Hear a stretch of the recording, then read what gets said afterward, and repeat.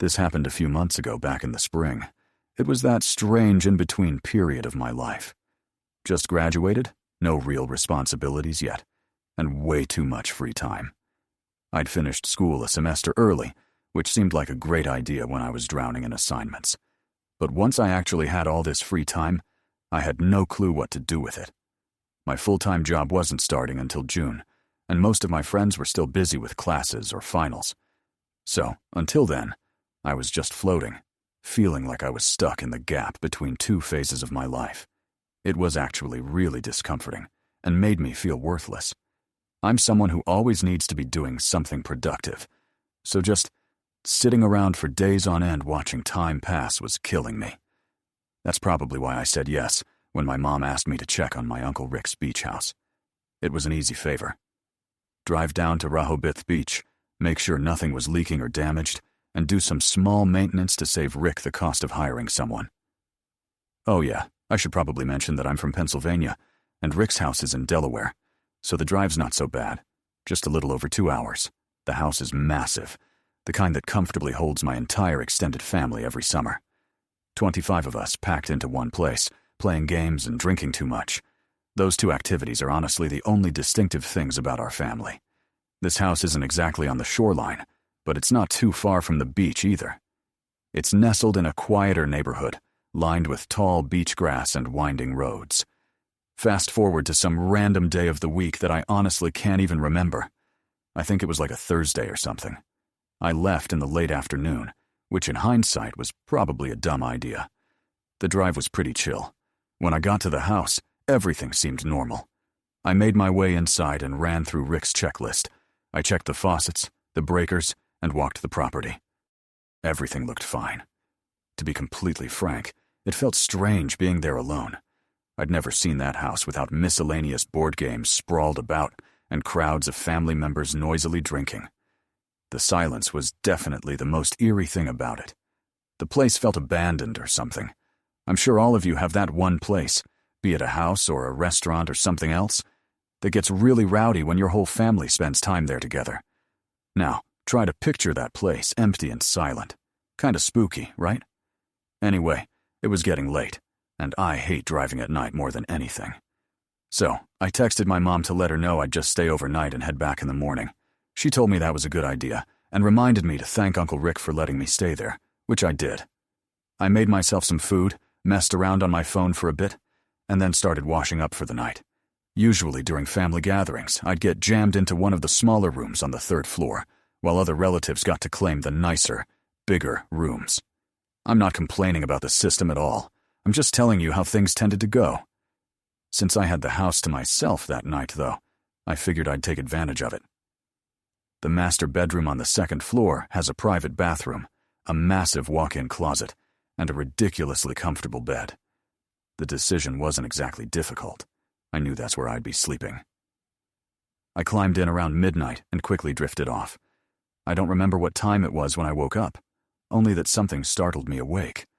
I was still a little groggy, but I was dead sure sound had just come from the closet, like something had fallen in there. Without making any noise, I craned my head to look at the closet. Even that small action sent my heartbeat racing. My mind was awake, but my body refused to move, like some kind of sleep paralysis without the paralysis. I could move, I just didn't want to. I didn't want to find out if there was something in that closet. I squeezed my eyes shut and told myself to go back to sleep, and I almost did. But the literal second I started drifting back into sleep, I heard it. A muffled thump from inside the closet. I squinted my eyes just a smidge and tried convincing myself I'd imagined it. But I knew I hadn't.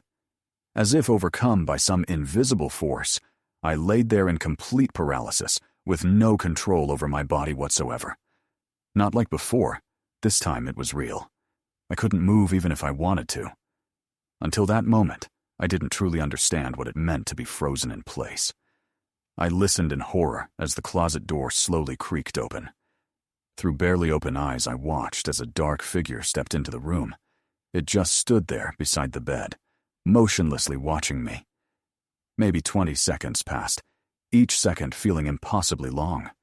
Then, silently, it turned and left the room. I stayed completely still, barely breathing. The footsteps moved across the floor, but instead of heading downstairs like I had expected them to, they actually creaked upstairs to the 3rd floor. My stomach churned.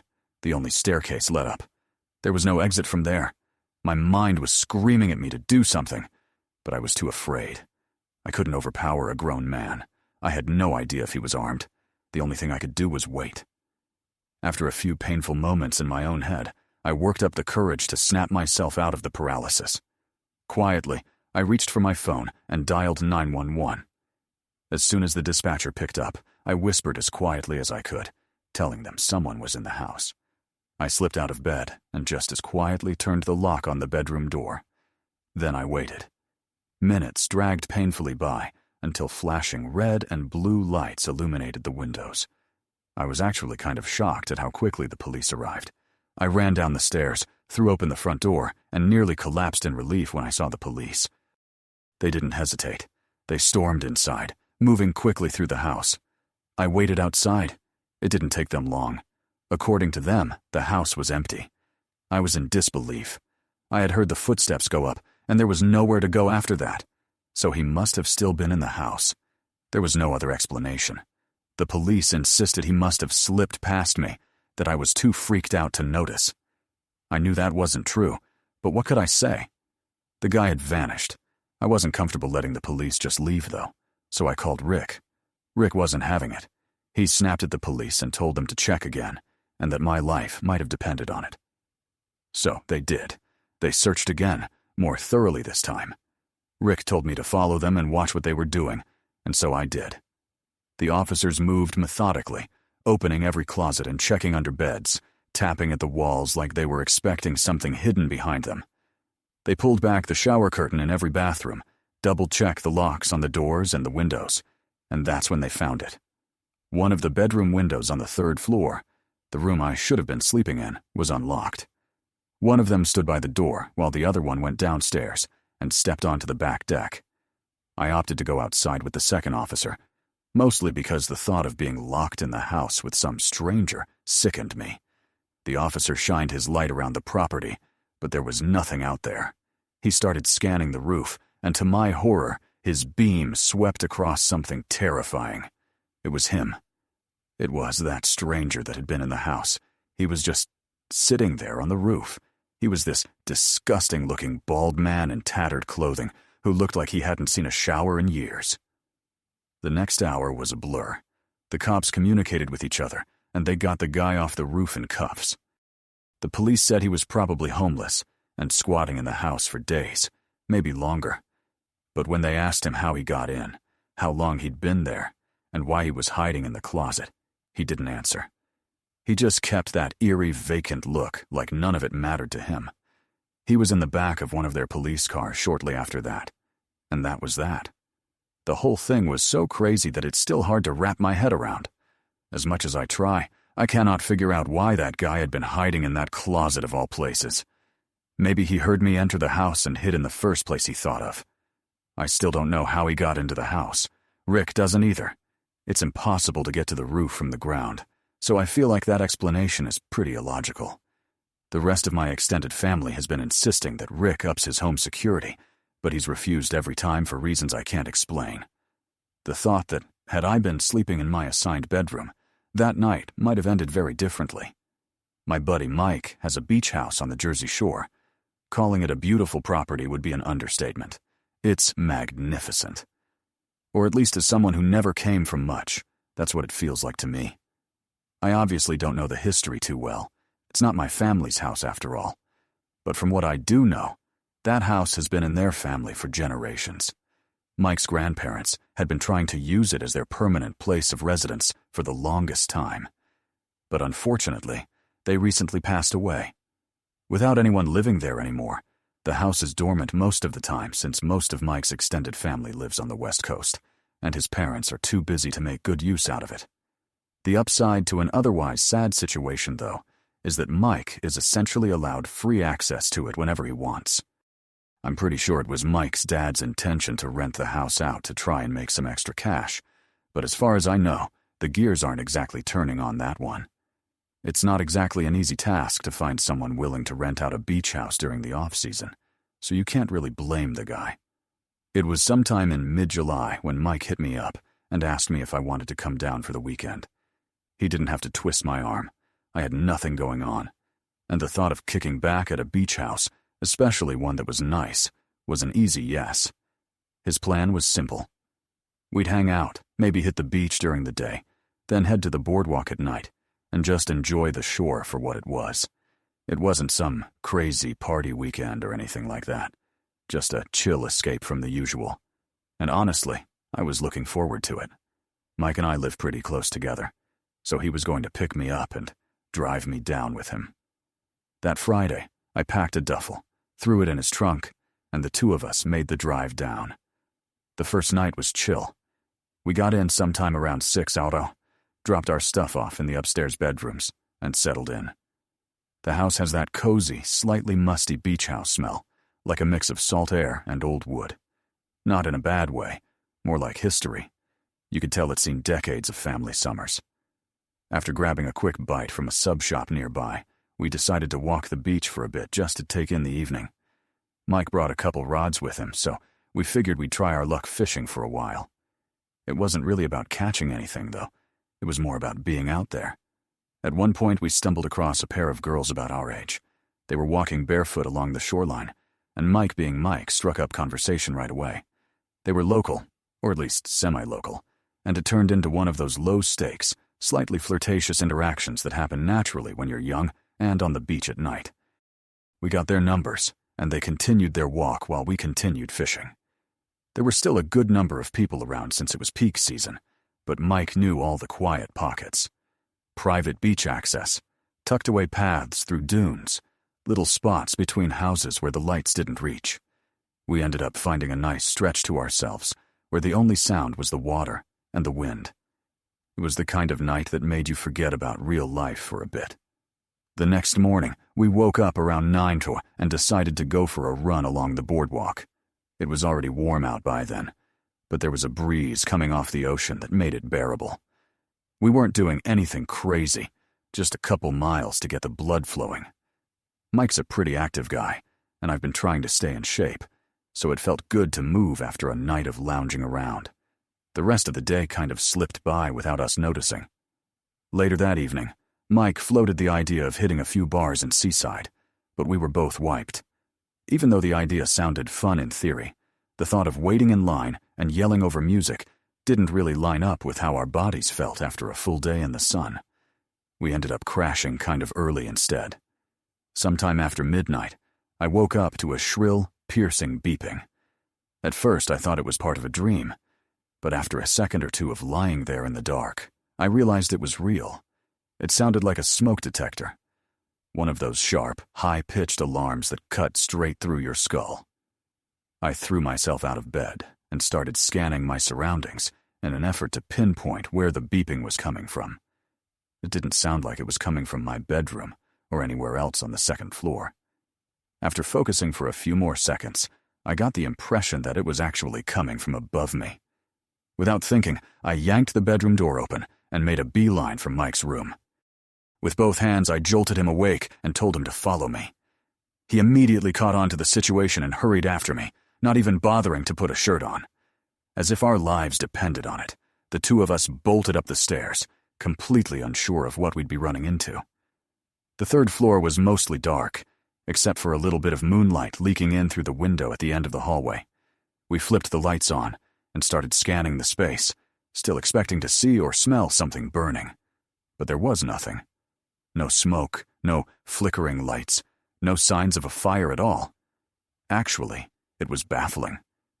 Eventually, after some painfully irritating minutes of searching for the source of that god-awful noise, I found something. In one of the bedrooms, tucked neatly under a pillow, was a small black device. Before calling Mike into the room, I decided to examine it myself a little, mostly out of pure confusion. It was the size of a walkie-talkie, all black with the exception of a blinking red light on top. That was it. No buttons, no stickers, no screen. Just a smooth, jet-black casing, that blinking light, and a single switch on the side, Or, at least, what looked like a switch.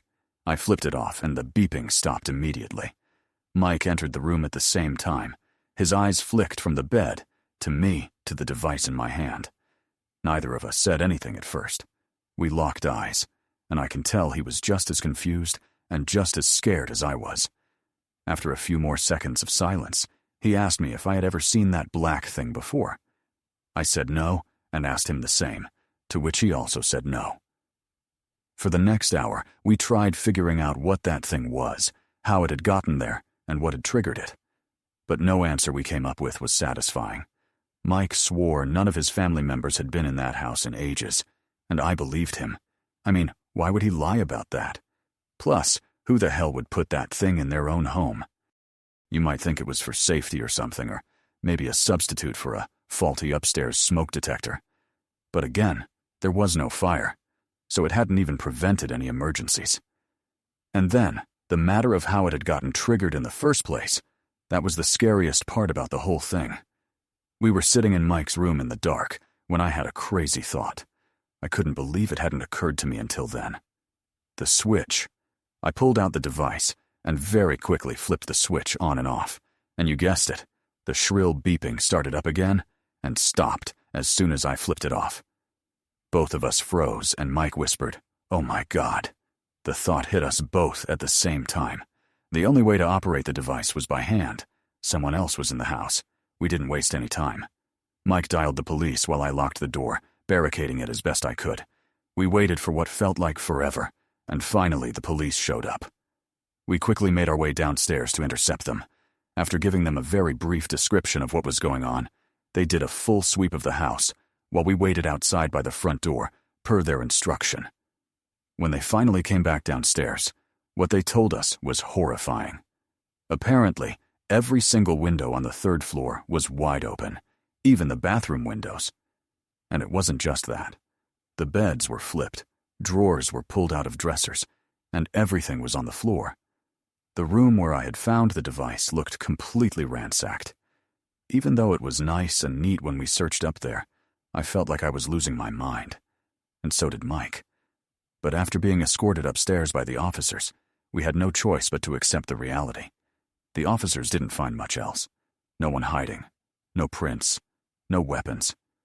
After another 20 minutes or so, they told us to make sure all the windows were locked and secured from now on, and to call again if anything else happened. Then they just left. Mike and I didn't feel safe being in that house after someone probably crazy or on drugs had messed with us like that in such an unexplainable way, too. But we had no choice.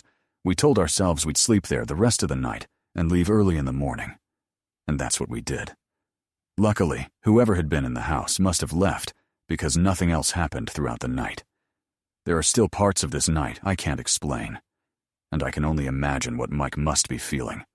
For all we know, whoever had been in that house that night might have never left. This happened a decent while ago back when I was 22. Enough years have passed to the point where I feel safe talking about it. I was fresh out of college with a desirable job and minimal expenses since I was living in my childhood home with my parents. Imagine that. Racking up considerable savings without having to worry about food or a place to sleep. And all the while having full access to the room I grew up in, my car, and all my hometown comforts. It's safe to say I was living in pure bliss. Believe me, I knew how lucky I was to have parents who allowed me to stay at home and rent-free. I know a lot of people don't have that option, so it's something I never took for granted. But not everything was as stress-free as you might think. What I'm about to tell you happened not even 1 month into my time back at home. I've never been what people my age like to call a party girl. I don't drink excessive amounts of alcohol. I don't spend every ounce of my free time at clubs. And I definitely don't allow men to dictate my life in any way. That's just how I was raised. My father is the most important man in my life, and hookup culture disgusts me. Because of all that, my life is pretty routine.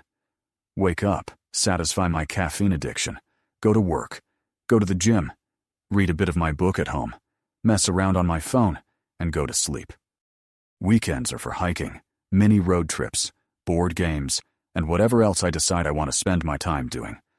But one random weekend, my closest friend from college, Lindsay, invited me and our other two friends, Sabrina and Thea, to spend a few days at her family's beach house. I'd never been, but from the way Lindsay talked about it, the place sounded like a dream. Quiet, tucked away from the touristy chaos on its own private beach, and just a short walk from the water.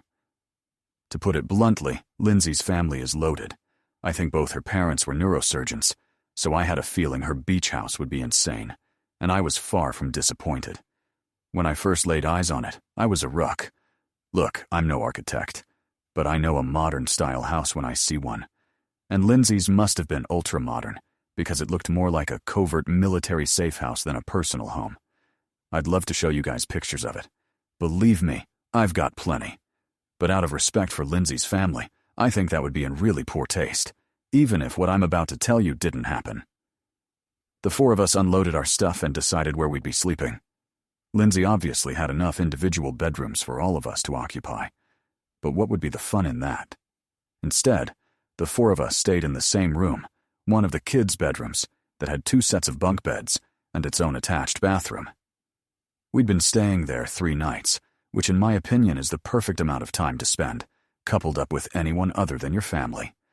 I tend to be relatively irritable, so anyone who's not clean or polite tends to tick me off pretty easily.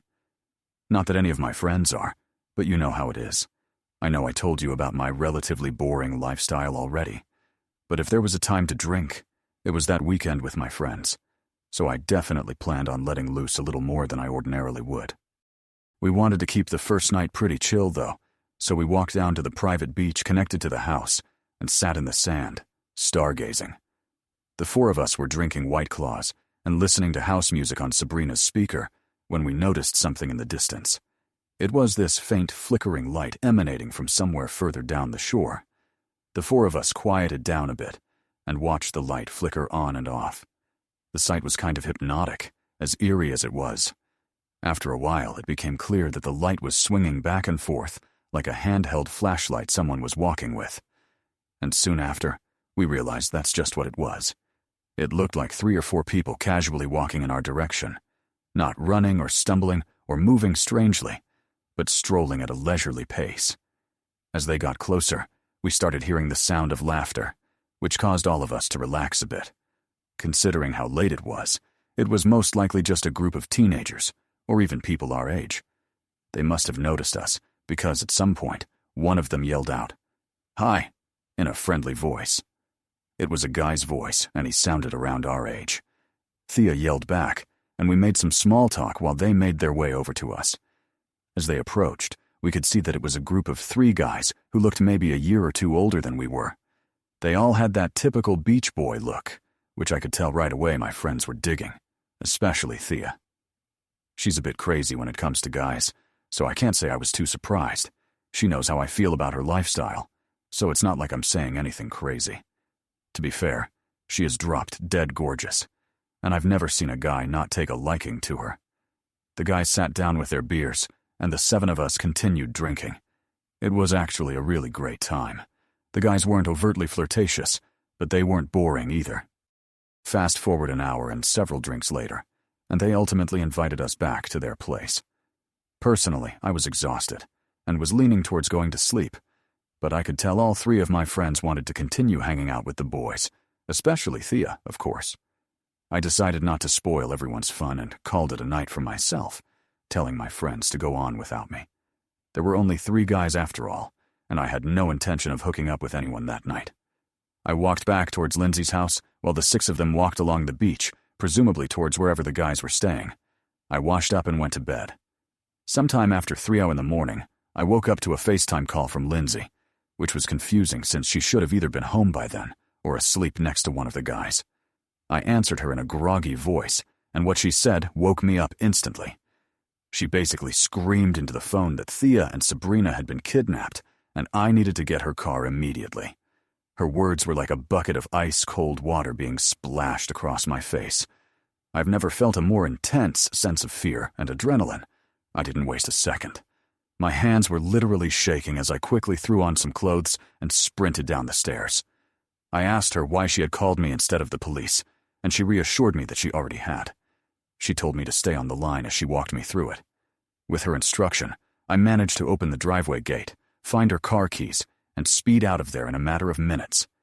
She told me they were about 10 houses down the beach to the left, so that's where I started driving. She described the car and told me what direction it had gone in, and I slammed on the gas to try and catch up. There wasn't a single car on the road, and I was driving at an insanely unsafe speed. It was a miracle I didn't get pulled over. After a few minutes of driving, I noticed a car matching Lindsay's description driving slowly in the distance. Then I hung up the phone, called the police, and told them exactly where we were. The dispatcher told me to keep my distance, so as not to alert them to the situation. So that's what I did. After what felt like forever, I spotted cop lights up ahead. The car ahead of me didn't try to evade the police. I can only imagine that they assumed it was an unrelated stop. I pulled the car over and watched everything unfold. It was pure chaos. The cops forcibly removed all 3 men from the SUV at gunpoint.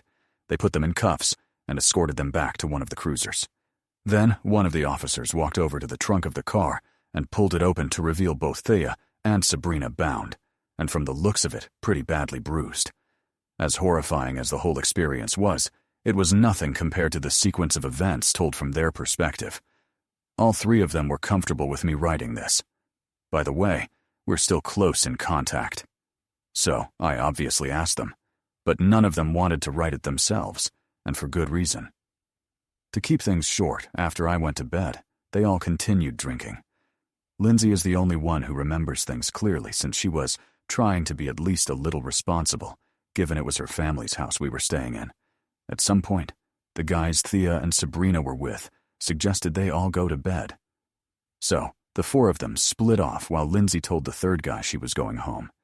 He was really upset about that, which Lindsay initially thought was because he wanted to get with her.